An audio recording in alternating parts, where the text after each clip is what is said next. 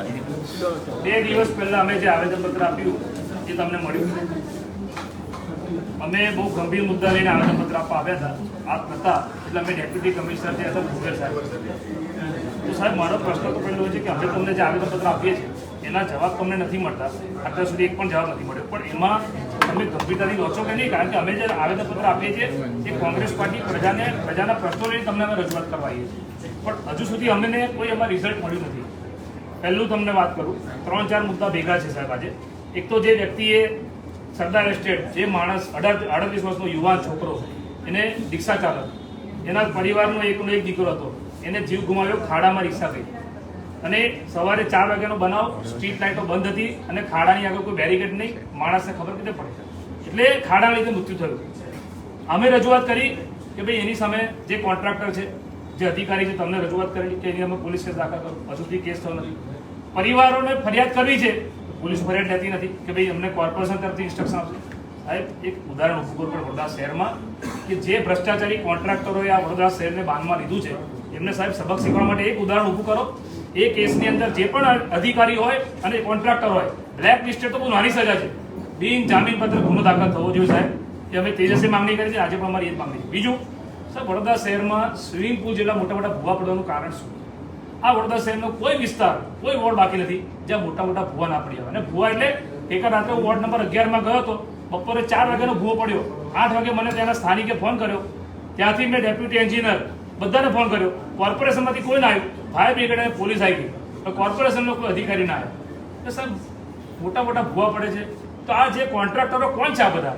આપણે શું બીક લાગે છે એમની સામે એક્શન લેતા? એક ઉદાહરણ તો ઊભું કરો વડોદરા શહેરમાં. અમને તમારા પ્રત્યે એવી આશા છે કે સાહેબ વડોદરા શહેરને ઓરિજિનલ મહારાજા સાહેબ જેવો ગાયકવાડ વડોદરા પાછું લાવું છું. અને બીજું કે ટેક્સ ભરીને જીવતા વડોદરાના નગરજનોને સુખ અને શાંતિ નથી.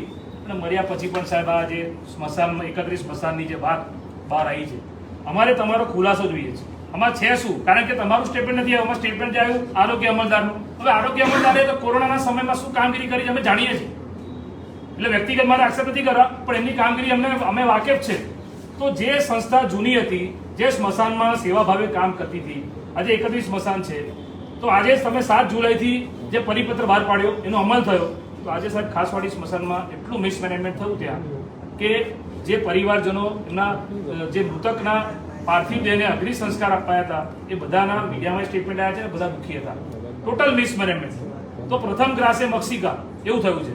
તો હવે તમારે સાહેબ વડોદરા શહેરની જનતાને આપ જણાવો, કારણ કે શહેરના મેયર નથી મળતા, ડેપ્યુટી મેયર નથી મળતા, ચેરમેન આપ મળો છો, તમને અમે આપને પૂછવા છે અને અમને તમારી પર વિશ્વાસ છે એટલે પૂછવા છે. તમે આ લોકશાહી ચોથી જાગીર પ્રેસ મીડિયાના માધ્યમથી એક પ્રેસ કોન્ફરન્સ કરી, સાચું શું છે જણાવો. કોન્ટ્રાક્ટ પદ્ધતિને ખાનગીકરણ તો સાહેબ ના જ ચાલે, કારણ કે કોન્ટ્રાક્ટ પદ્ધતિને ખાનગીકરણથી લોકોને નુકસાન જ થયું છે આ વડોદરા શહેરમાં. અને આપણે સાહેબ જો લાવવું હોય ને સિસ્ટમ, તો ઉપરથી શરૂઆત કરો, નીચેથી નહીં. પ્રજા શું કામ ભોગવે? એટલે શરૂઆત અધિકારીઓથી કરાવો તો ખબર પડશે. એટલે આ મુદ્દા પર અમને તમારો જવાબ જોઈએ છે. અમે આવેદનપત્ર એ દિવસે આપી દીધું છે. અમે સાહેબ જો બધા કાર્યક્રમ તમને જ્યારે રજૂઆત કરવાય છે એકદમ ડિસિપ્લિનમાં અને ડેમોક્રેટિક વે પર. અમે કોઈ દિવસ હિંસામાં નથી માનતા. અમે મહાત્મા ગાંધીના વિચારધારામાં માનનારા લોકો છે અને અમે અમારા આંદોલન અહિંસાથી જ કરીએ છીએ. પણ અમને સંતોષકારક જવાબ નહીં મળે તો અમારે આમાં આંદોલન કરવાની ફરજ પડશે.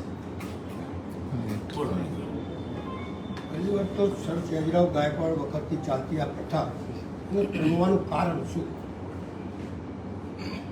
તમે વિચાર કરો કે એને હિસાબ આપ્યો છે કે આટલાના લાકડા આટલાના, તો પછી 7,000 રૂપિયા શાનો ખર્ચો બતાડ્યો છે? આના ઉપર તો હાઈકોર્ટમાં કેસ ચાલે છે.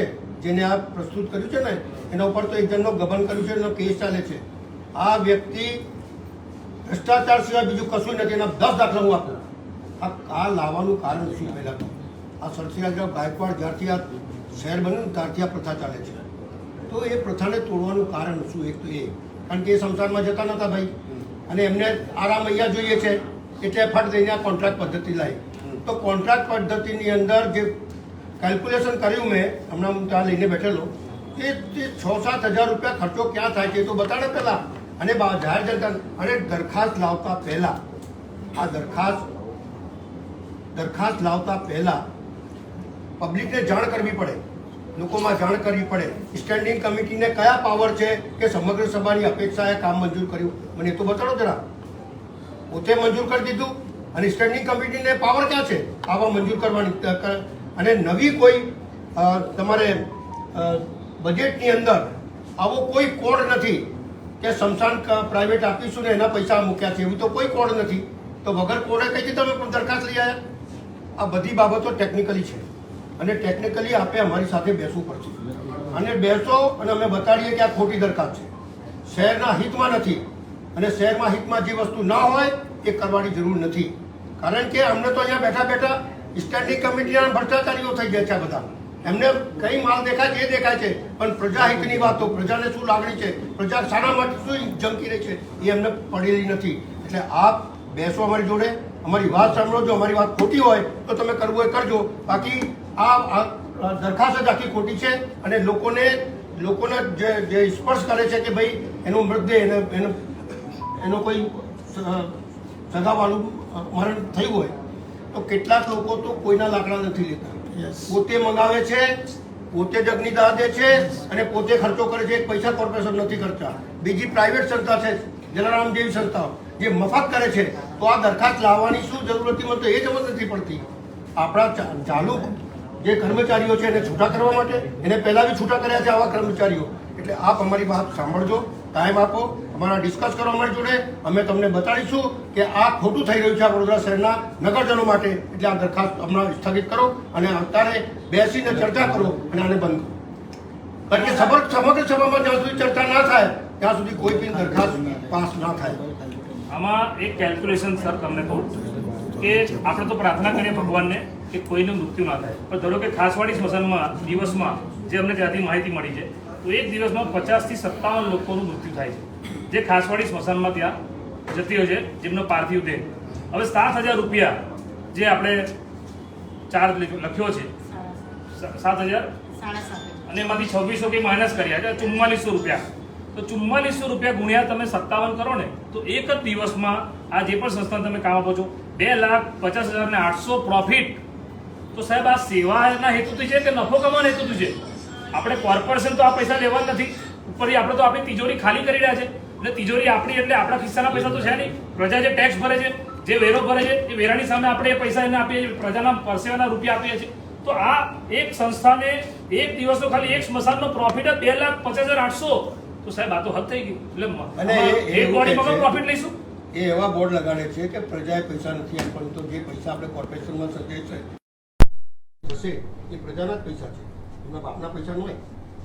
લાખો રૂપિયા ને કરોડો રૂપિયાનો જો ખર્ચો કરવાનો હોય તો આ એમના પૈસા નથી, આ પ્રજાના જ પૈસા છે, એમના ઉપર ટેક્સ વધશે.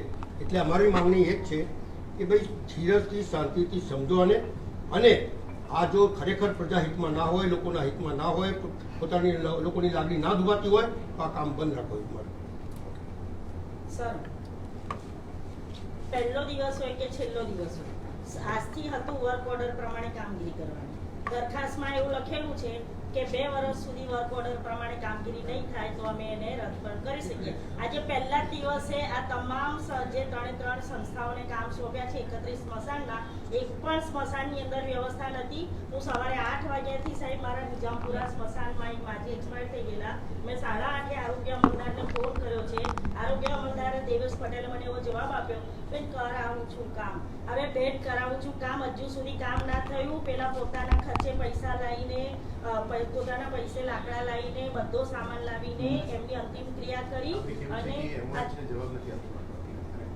કામ કરાવું છું પણ નથી કર્યું. અને અત્યારે ત્યાં હું હમણાં આવી, હું તમે કહો તો વિડીયો બી મોકલું, અત્યારે લાકડા તો નથી આવ્યા સૂકા, પણ જે લાકડા ત્યાં હતા એ લાકડાને કાપવાનું કામ ચાલતું હતું. સર, 1 મણના 40 રૂપિયા કોર્પોરેશન ચૂકવવાની છે. તો તમે કેવી રીતે નક્કી કરશો કે આણે કેટલા મણ લાકડા કાપ્યા છે? બરાબર છે. અને 1 મણના 160 રૂપિયા, 200ના ભાવ હતો તો કે અમે ઘટાડ્યો. અમારી માંગણી એટલી છે કે એમાં છે કે બે સારું કામ ના કરે તો આજથી જ સારું કામ નથી કર્યું. સાહેબ, તમારો પાવર છે, તમે આને રદ કરો અને જે ચાલતું હતું એ રીતે જ ચાલવા દો. चारे 4 जन मिले हुए, सारे कॉन्ट्रैक्टर, एक ने ऑन भरा है, एक ने डाउन भरा है, एक ने ऑन भरा है, एक ने डाउन भरा, चारों मिले हुए અને આ काम आपस में ले लिया है. સર, આ બધા લઈ ફાઇલેરિયામાં જે કામ કર્યું છે ને સાહેબ, દવા નથી નાખી રૂપિયા લઈ ગયા છે કોર્પોરેશનમાં. એમણે ફાઇલેરિયામાં આ રીતે કામો કર્યા છે. એ બધી સંસ્થાઓ છે આ કે એમણે આ સંસ્થાઓ શું કરે છે, પેલા નાઇટ સેન્ટરના કામ લે છે. એમાં કશું કરતી નથી. ફાઇલેરિયાની દવાઓ નાખવાના કામ લે છે, એમાં કશું કરતી નથી. હવે સ્મશાનો બાકી હતા તો સ્મશાનો બી લીધા. એટલે સાહેબ તમે અંદર ડીપમાં જશો ને તો ખબર પડશે એ બધું કે આ દેવેશની લોકો અને આ કારકિર્દી એક સિન્ડિકેટ છે એ બધું. દેખ લો મારે જરા. સાહેબ જાણવું એવું છે કે દેવેશ પટેલ જે આરોગ્ય અમલદાર છે એ આપના કરતા મોટા છે. हाईकोर्ट में उसका केस चल रहा है આપણા ये जनता को कमन कर रहा है એમનો ઇતિહાસ આપણે ભૂતકાળ થોડો ચેક કરો કે એમને પ્રજા માટે કોરોનાથી માંડીને બધામાં શું કામગીરી કરી છે. અને એ વ્યક્તિ જાતે એમને તમને પૂછીને પ્રેસમાં સ્ટેટમેન્ટ આપેલું, એમને સ્ટેટમેન્ટ આપ્યું છે. એક બાજુ એવું કહે છે કે 1 પર રૂપિયો લેવા નથી આવ્યો, લોકોને ગેરમાર્ગે દોરી રહ્યા છે, તો રૂપિયા તો લઈ જ રહ્યા છે. અને ઉપરથી લીધા પછી પણ આજે પહેલા જ દિવસે કોઈ મેનેજમેન્ટ નહીં. તો સાહેબ આ તો આને તમે દેવેશ પટેલને સાહેબ આમાં અમારી ઇન્સ્ટ્રક્શન સૂચના છે, રિક્વેસ્ટ છે કે આમાં થવું જ જોઈએ. અમારે ના છૂટકે તો આંદોલન કરવી ફરજ પડશે. લોકશાહી અમારો રાઈટ છે.